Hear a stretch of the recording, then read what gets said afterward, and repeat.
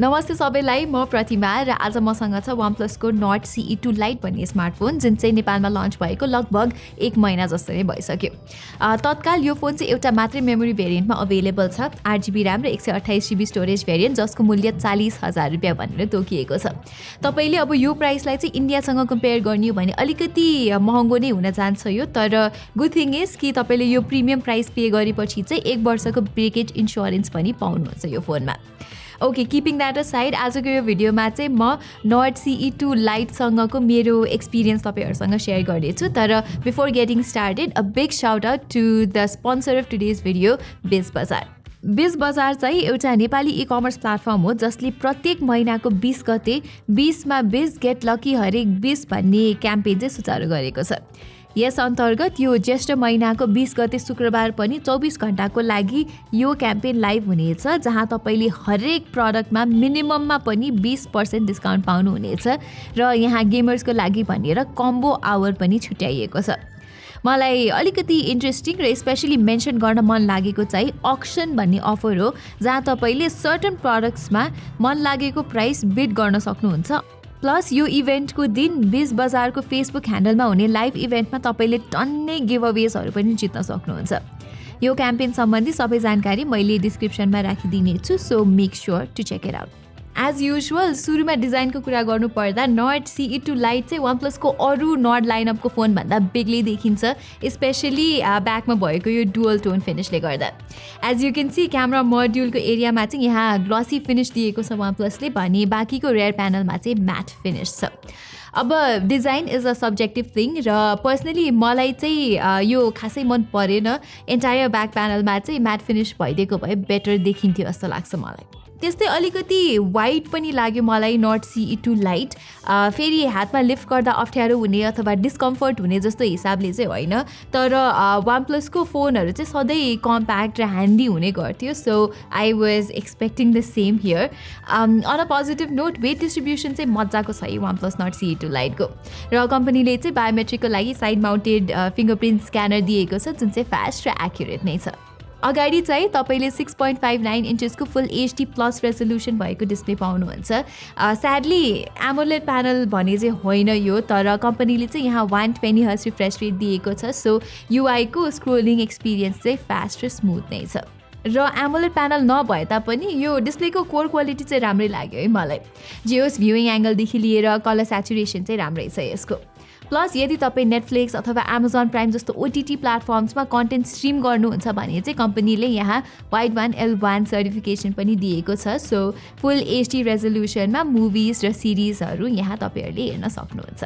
Display quality सँगसँगै content कन्जम्सनलाई अर्को चाहिने कुरा भनेको चाहिँ राम्रो स्पिकर्स हो, र in this case OnePlus Nord CE 2 Lite मा चाहिँ तपाईँले एउटा मात्रै बटम फायरिङ स्पिकर पाउनुहुन्छ, जसको लाउडनेस चाहिँ इट्स फेयरली गुड र हाइएस्ट भोल्युममा अडियो डिस्टोर्सन हुने जस्तो समस्या पनि छैन। स्टिल त्यो स्टेरियो स्पिकरमा हुने जस्तो मजाको सेपरेसन चाहिँ यहाँ मिस हुन्छ, एन्ड आई थिङ्क OnePlusले एटलिस्ट एमोलेड प्यानल नभए तापनि स्टेरियो स्पिकर्स चाहिँ यो फोनमा दिनु पर्थ्यो जस्तो लाग्छ। अब कम्पिटिसनको कुरा गर्ने हो भने Xiaomiले चाहिँ सिमिलर प्राइस रेन्जको Redmi Note 11 Pro 5G स्मार्टफोनमा चाहिँ एमोलेड प्यानल र मजाको साउन्ड आउटपुट भएको स्टेरियो स्पिकर्स दिइरहेको छ। सो डिस्प्ले र अडियो दुवै एस्पेक्टमा चाहिँ कम्प्रोमाइज नगरेको भए हुन्थ्यो यहाँ OnePlusले। त्यस्तै मलाई यो फोनको ह्याप्टिक्सले पनि खासै इम्प्रेस चाहिँ गर्न सकेन। हाउएभर कल क्वालिटी सम्बन्धी चाहिँ केही पनि इस्यु मैले यहाँ पाइनँ। ओके, अब पर्फर्मेन्सको कुरा गर्दाखेरि चाहिँ Nord CE 2 Liteमा क्वालकमको Snapdragon 695 chipset use भएको छ, र मैले अघि नै भने जस्तै नेपालमा चाहिँ यो 8 128GB भेरिएन्ट मात्रै अवेलेबल छ, र मसँग पनि यही कन्फिगरेसनमा छ यो फोन। एन्ड सो फार मेरो एक्सपिरियन्समा चाहिँ डे टु डे युसेजमा कम्प्लेन गर्ने चाहिँ केही पनि बाटो छैन। एप ओपनिङ होस् या ऱ्याम म्यानेजमेन्ट सबै राम्रोसँग यो फोनले ह्यान्डल गर्न सक्छ। प्लस मैले यो फोनमा कुनै पनि माइक्रो स्टटर्स और ल्याग्सहरू चाहिँ फेस गरेको छुइनँ, जुन बाई द वे Snapdragon 695 नै भएको Redmi Note 11 Pro 5Gमा चाहिँ छिनछिनमा फिल हुन्थ्यो। इट्स बिकज कि OnePlusले चाहिँ यहाँ आफ्नो अक्सिजन OSलाई राम्रोसँग अप्टिमाइज गरेको छ। मोर इम्पोर्टेन्टली यो फोनमा चाहिँ तपाईँले Android 12 बेस्ड अक्सिजन OS पाउनुहुन्छ, जुन चाहिँ कम्पनीले यो भन्दा पनि महँगो OnePlus Nord CE 2 स्मार्टफोनमा पनि दिएको छैन। यति मात्र नभई OnePlusले चाहिँ यसमा 2वटा मेजर एन्ड्रोइड अपग्रेड्स र 3 वर्षको सिक्युरिटी प्याच दिने पनि प्रमिस गरेको छ so that is a very good thing अब कतिजनालाई चाहिँ एन्ड्रोइड 12 बेस्ड अक्सिजन ओएस कस्तो छ भनेर लागिरहेको होला स्पेसली यो कलर ओएस अनि अक्सिजन ओएसको मर्जरले गर्दा सो मेरो एक्सपिरियन्समा भन्नुपर्दाखेरि चाहिँ इट इज स्टिल गुड ब्लोटवेयरहरू छैन यहाँ र OnePlusले चाहिँ आफ्नो एक्सक्लुजिभ फिचर्स जस्तो सेल्फ र जेन मोड चाहिँ यहाँ स्टिल दिएकै छ आई अग्री कि अलिकति कलर ओएस एलिमेन्टहरू छ नभएको चाहिँ होइन स्टिल युजर एक्सपिरियन्स नै ब्रेक गर्ने खालको कुरा चाहिँ छैन okay moving on Snapdragon 695 hardcore गेमिङको लागि भने चाहिँ बनेको चिपसेट होइन तर पनि मैले 2-4वटा पपुलर गेम्स यहाँ खेली हेरेँ यो फोनमा फर इन्स्टेन्स PUBG मोबाइल चाहिँ ब्यालेन्स ग्राफिक्स र अल्ट्रा फ्रेम रेट्समा स्मुथली चल्छ र कल अफ ड्युटी पनि मिडियम ग्राफिक्स र म्याक्स फ्रेम रेटमा सजिलैसँग खेल्न मिल्छ विथआउट एक्सट्रिम ल्याग्स स्टार्टर्स सो अफिसको ब्रेक टाइममा साथीभाइहरूसँग रिफ्रेसमेन्टको लागि 2-4वटा मल्टिप्लेयर गेमको सेसन चाहिँ सजिलैसँग यो फोनले धान्न सक्छ र यहाँ राम्रो कुरा चाहिँ यस्तो गर्मी महिनामा पनि मैले यसमा ओभर हिटिङको समस्या चाहिँ पाइनँ ओके अब चाहिँ यसको क्यामेरा पर्फर्मेन्सको बारेमा कुरा गरौँ है त हार्डवेयर वाइज चाहिँ इट इज प्रिटी जेनेरिक यसको प्राइमेरी सेन्सर 64 मेगापिक्सलको हो भने बाँकी 2वटा चाहिँ 2 मेगापिक्सलको म्याक्रो र डेप्थ सेन्सर्स हो र स्याडली यहाँ अल्ट्रा वाइड एङ्गल सेन्सर चाहिँ मिसिङ छ मैले चाहिँ यो क्यामेरालाई रेडमी नोट 11 प्रो 5G सँग कम्पेयर गरेको छु र डे टाइम फोटोजहरू हेर्ने हो भने चाहिँ OnePlusको आउटपुट अलिकति ब्राइटर छ with busted colours most of the time यो हेर्दा चाहिँ प्लिजिङ नै देखिन्छ तर कुनै कुनै बेला चाहिँ फोटो एकदमै ओभर स्याचुरेट भएर आइदिन्छ जुन चाहिँ कम्प्लिटली अननेचुरल हुन जान्छ